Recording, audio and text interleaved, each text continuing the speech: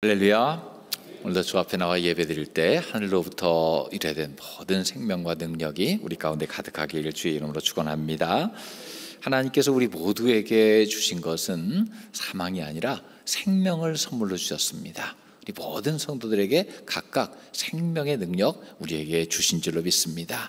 그래서 우리 에덴 동산에서 선악과를 기억하기보다 먼저 이 생명나무를 먼저 기억해야 돼요. 하나님이 우리에게 좋은 것을 선물로 주셨구나 하는 거죠.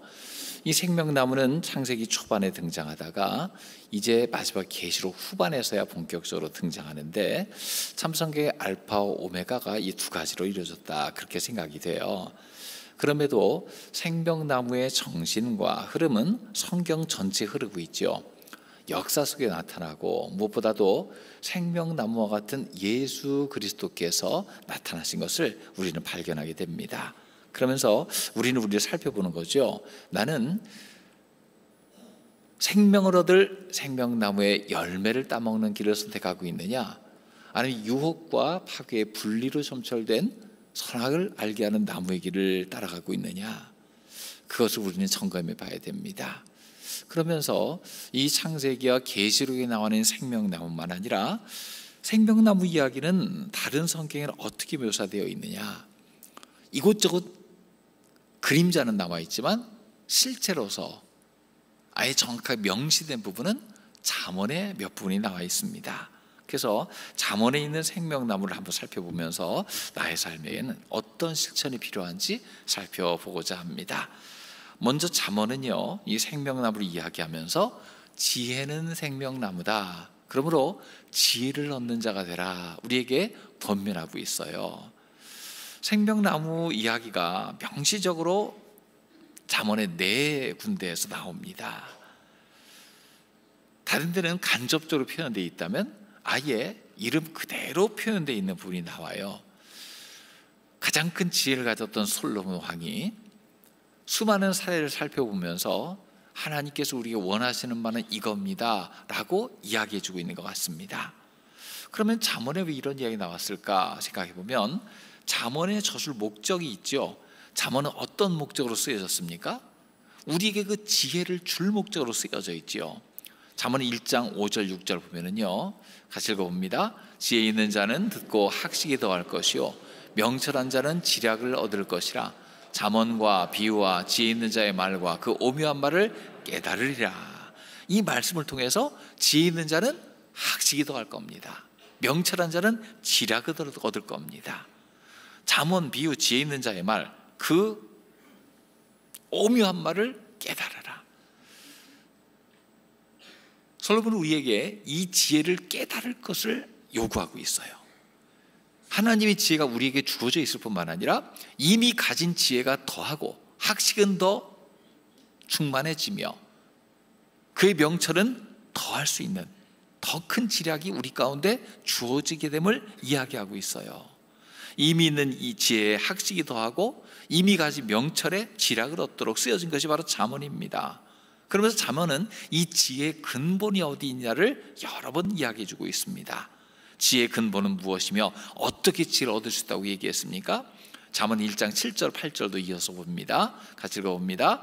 여호와를 경외하는 것이 지식의 근본이오늘 미련한 자는 지혜와 훈계를 멸시하느니라. 내 아들아, 내 아비의 훈계를 들으며 내 어미의 법을 떠나지 말라. 여기서 여호와를 경외함이 지식의 근본이다. 우리가 지식, 지혜를 얻고자 하면 가장 핵심적인 뿌리와 같은 것은 여호와를 경외함이 있어야 된다고 이야기하고 있어요.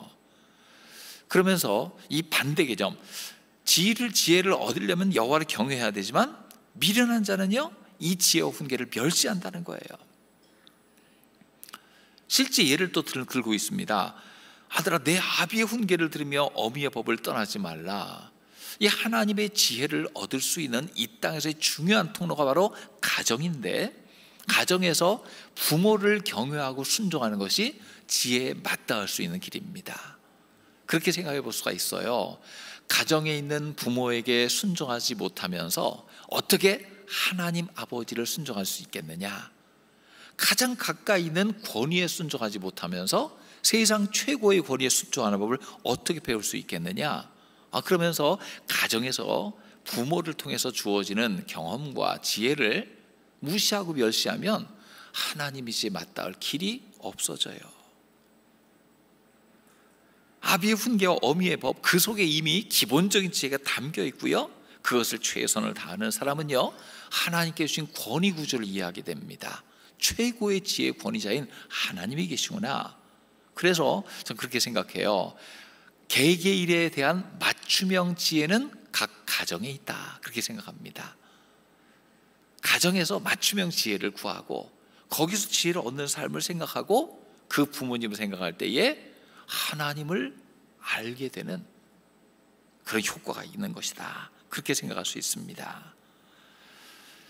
하나님께서 각 가정에 가장 좋은 지혜를 이미 더해 주신 줄로 믿습니다.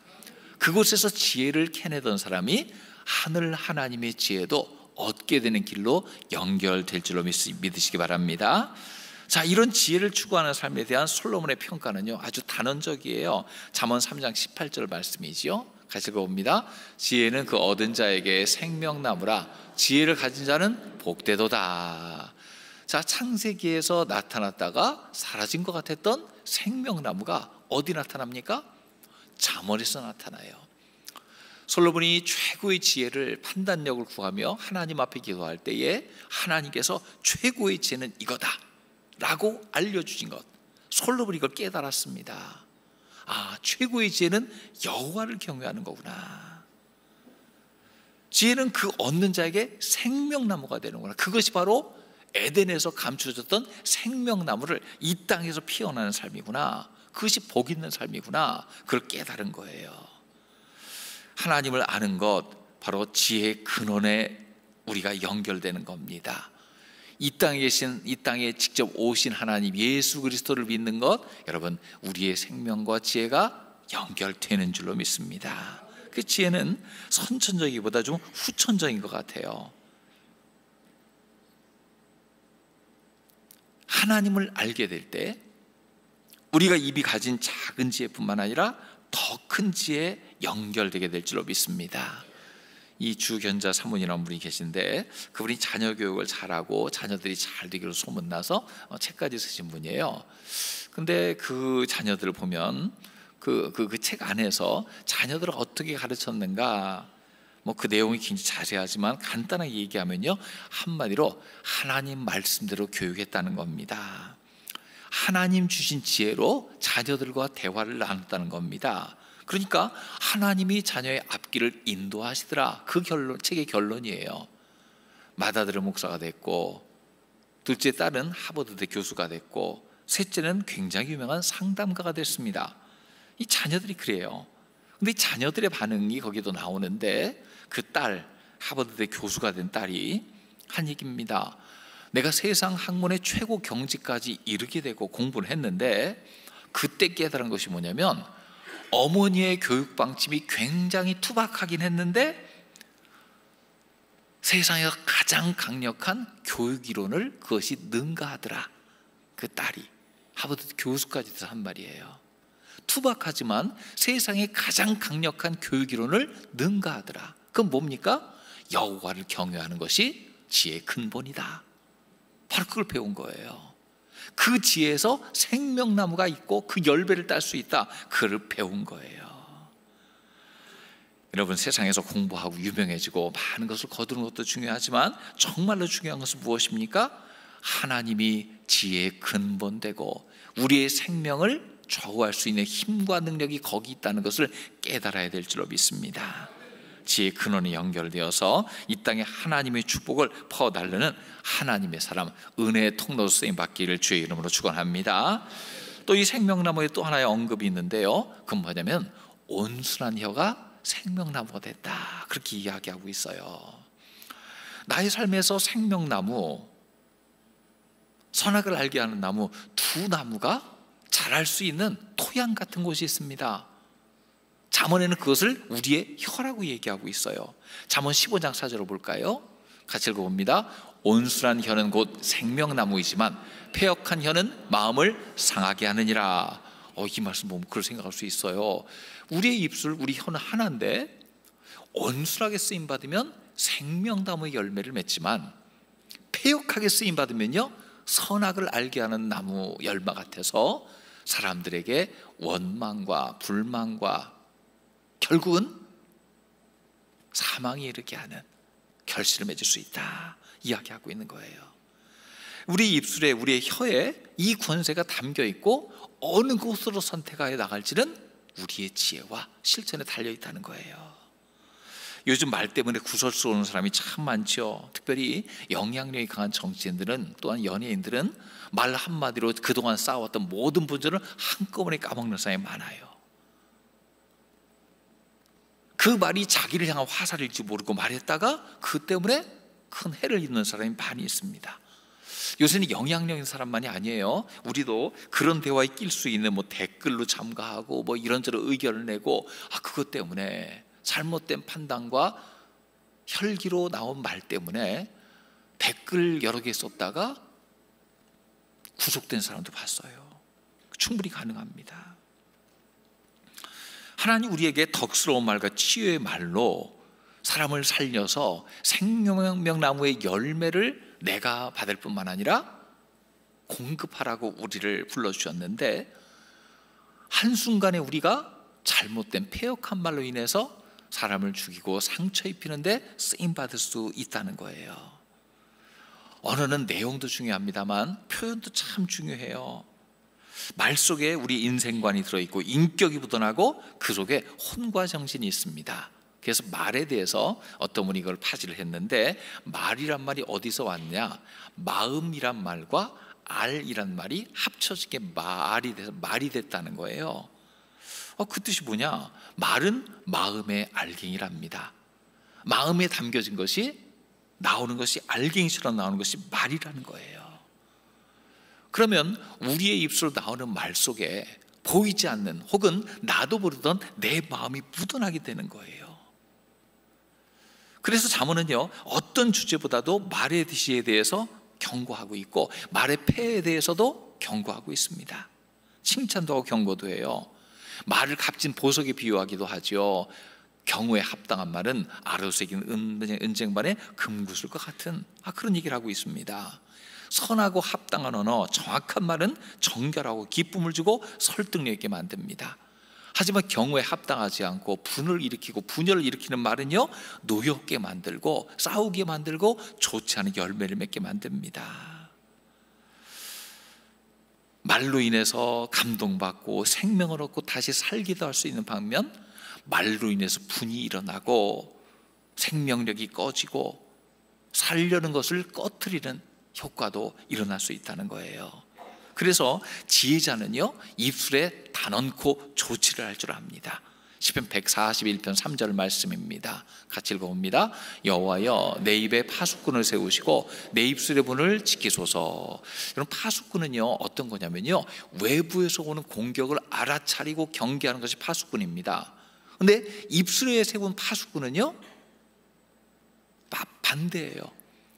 외부에서 들어오는 것이 아니라 나에게서 나가는 것이 잘 나가도록 그물망을 두고 필터를 만들고 함부로 나가지 못하도록 만드는 게 입술의 파수꾼입니다. 그래서 파수꾼 중에서 가장 반대 위치는 게 입술의 파수꾼 것 같아요. 내 마음과 입술과 또 여기서 나오는 말이 어떻게 나오는가, 그것의 영향력이 굉장히 선할 수도 있지만 파괴적일 수 있기 때문에 말이 한번 나가기 전에 먼저 생각해보고 점검해보고 걸러보고 비교해보고 말이 함부로 나가지 않도록 준비시키는 것, 바로 입술의 파수꾼입니다. 여러분, 우리의 입술에 선한 파수꾼이 늘 서 있길 주의 이름으로 축원합니다. 그리고 파수꾼 역할을 무엇이 하느냐? 바로 하나님 말씀이 파수꾼 역할을 해요. 하나님 말씀이 내 입술의 필터가 됩니다. 말씀에 비추어서 나가는 언어를 분별합니다. 통제합니다. 생각 없이 나간 말은 후회하게 만듭니다. 함부로 한 말은요 밤에 이불 차게 만듭니다. 주워 담을 수 없는 말 수습하기 위해서 너무 많은 노력이 쓰여져요. 보다 더 온전히 얘기할 걸, 한 번 더 생각하고 말할 걸, 판단을 보류할 걸, 극단적으로 얘기하지 말 걸, 잘난 척하지 말 걸, 이 껄껄껄 많이 하게 됩니다. 그런데 그거 안 하려면요 내 입술에 선한 파수꾼이 항상 있어야 될 줄로 믿습니다. 거르는 거예요. 말이 나가기 전에 한 번 더 생각해 보는 거예요. 하나님은 우리의 입술 속에 생명나무가 있기를 원하십니다. 온순한 혀는 곧 생명나무라. 그 말이 나가서 생명을 주고 치유하고 살리는데 쓰임받으라는 거예요. 패역한 해가 돼가지고요, 사람 마음을 상하게 만들고 분리시키고 상처를 주고, 이건 하나님이 원하시는 게 아니에요. 선악과를 우리에게 넌지시 보냈던 사단마귀가 원하는 일이잖아요. 항상 생각해야 됩니다. 늘 우리 입술에 파수꾼을 세워 치유의 말과 회복의 언어로 생명을 살리는 자 되기를 주의 이름으로 축원합니다. 또 잠언에 나와 있는 또 하나의 생명나무 이야기는요, 의인의 열매는 생명나무가 된다, 그렇게 이야기하고 있어요. 자, 잠언 11장 30절 볼까요? 같이 읽어봅니다. 의인의 열매는 생명나무라, 지혜로운 자는 사람을 얻느니라. 자, 의인의 열매는 생명나무라, 이 말이 좀 어렵지만은요, 뒤에를 보면 해설이 되죠. 지혜로운 자는 사람을 얻느니라. 자, 무엇을 볼 수가 있습니까? 좋은 사람을 얻는 것, 의인과 사귀게 되는 것, 내 주변에 하나님의 생명을 아는 사람이 있는 것, 이것이 나에게 생명나무가 된다는 거예요. 그 결실이 나의 것이 된다는 거예요. 그러므로 참으로 지혜로운 자의 결실은요, 의로운 사람이 가까이 있는 것인 줄로 믿습니다. 이 의로운 사람을 얻어야 돼요. 주변에 있는 사람을 의인으로 채워야 됩니다. 제일 중요한 실천, 가정에서 배우자가 의로운 사람이 되는 거. 그러면은 상대를 보면서 당신이 왜 의롭지 않아? 막 이렇게 눈 째려보기보다 내가 이 사람에게 생명나무인가? 이걸 찾아봐야 돼요. 내가 이 사람의 경우에 합당한 말을 해줬고, 온순한 혀로 말했고, 그에게 사기를 북돋아줬고, 생명을 주는 행동을 했는가? 그걸 살펴봐야 돼요. 여러분, 가까이 있는 사람이 생명나무가 되고 내가 그에게 생명나무가 되어주길 주의 이름으로 축원합니다. 배우자가 그렇게 되면 최선이죠. 또 가정의 자녀들, 식구들이 이 생명나무 같아야 돼요. 그러면 어떻게 해야 됩니까? 가정에 하나님 말씀이 수시로 공급돼야 될 줄로 믿습니다. 동일한 말씀을 공급받고 그 말씀을 나눌 수 있는 공동체가 돼야 됩니다. 그래서 가족들이 한 교회에서 함께 하나님 말씀을 먹고 나누는 거 얼마나 복이 있는지 몰라요. 어쩔 수 없이 홀로 있게 된 분들도요, 이걸 어떻게 해야 됩니까? 여러분, 생명나무가 가득 보여 있는 천국의 이 땅의 작은 모델과 같은 교회에서 교회 생활에 최선을 다하시기를 주의 이름으로 축원합니다.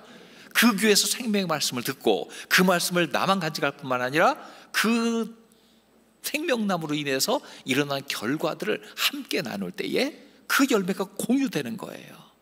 그 열매가 가득한 겁니다. 그런 사람들이 많은 공동체는요, 교회가 아무리 다양한 사람이 모여도요, 문제가 없어요. 하나님의 뜻 가운데 일치돼요. 약간 다른 의견일 수도 조화가 돼요. 우리 교회가 그런 교회 되길 주의 이름으로 축원합니다.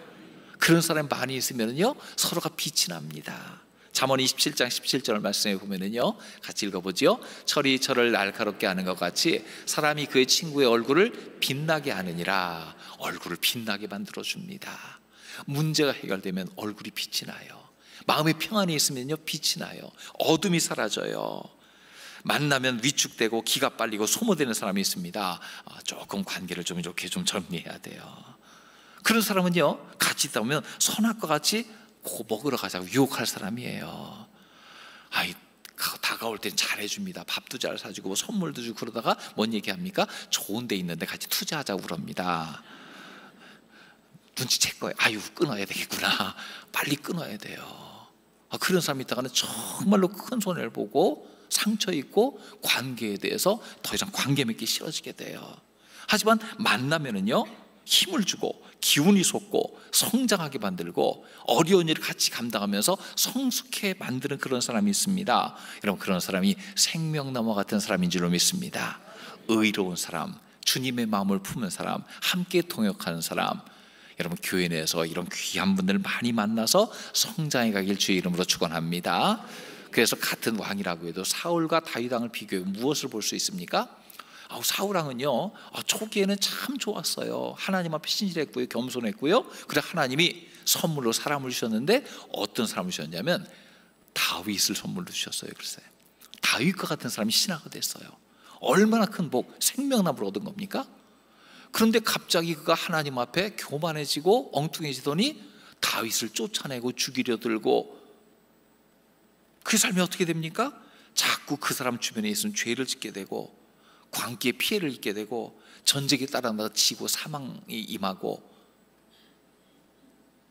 반대로 가서 선악을 알게 하는 나무 같은 사람이 됐어요.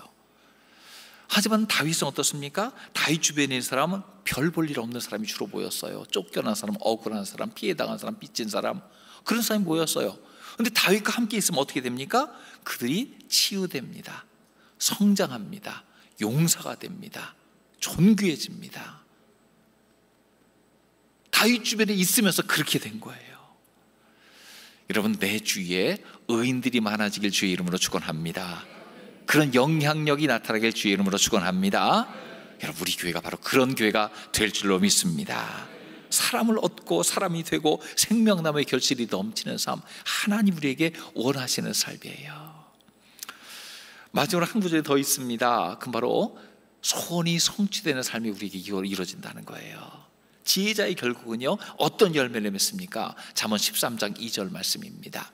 같이 읽어보겠습니다. 소망이 더디 이루어지면 그것이 마음을 상하게 하거니와 소원이 이루어지는 것은 곧 생명나무니라. 생명나무란 말이 이렇게 창세기와 계시록 빼고 딱 4번 나오는데 잠언에만 나오고 그 중에 하나가 이거예요. 소원이 이루어지는 것은 곧 생명나무니라. 지혜자의 결국은요, 소원이 이루어집니다. 큰 기쁨이 있고 열매가 있습니다. 그러면 지혜자의 소원은 어떤 겁니까?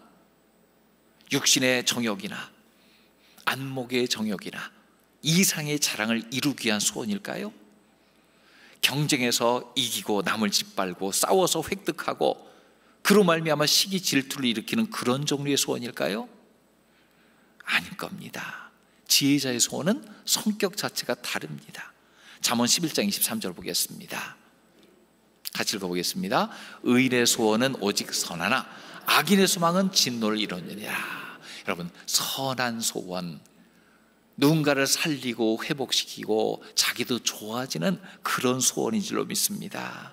시편 37편 4절은요 이렇게 또 이야기하고 있어요. 같이 읽어봅니다. 또 여호와를 기뻐하라. 그 내 마음의 소원을 내게 이루어 주시리로다.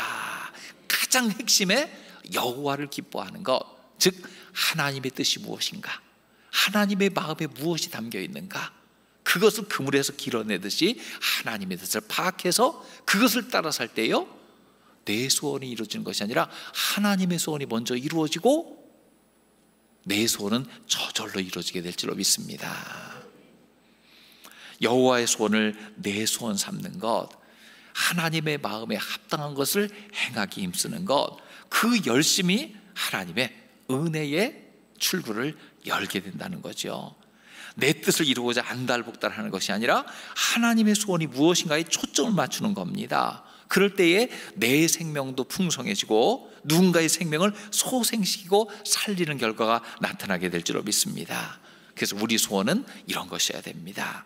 하나님의 소원을 이루고 싶습니다. 내 소원보다 먼저 하나님의 뜻이 이루어지기 원합니다. 그러면 나의 소원, 내가 이루어야 될 것 저절로 이루어지고, 아니 내가 소원할 바가 잘못된 것이 있으면 하나님이 교정해 주시고 깨닫게 해주시고 거기로 가게 만들어 주실 겁니다. 오늘 말씀 요약하면 그래요. 온순한 혀를 가진 자, 지혜로운 말을 하는 자, 즉 의인의 열매, 좋은 사람 만나는 사람, 결국 그 사람은 하나님의 소원을 이룰 뿐만 아니라 그 삶 속에도 소원이 성취되는 삶을 산다는 거예요. 우리 시대를 살펴보면요, 어디를 보더라도 선악과가 곳곳마다 피어서 유혹하는 것 같습니다. 에덴 동산의 중앙에만 있었지만 우리가 사는 삶에는요 곳곳마다 있는 것 같아요. 그렇기 때문에 지금 예수 믿는 사람은요 곳곳마다 생명나무가 되어 살아야 될 줄로 믿습니다. 그래서 생명을 선물하는 자, 이 세상의 악을 선으로 바꾸는 자, 하나님의 뜻과 마음을 곳곳마다 전해서 사람을 살리고 세상을 살리는 하나님의 복된 사람들 다 되시기를 주의 이름으로 축원합니다.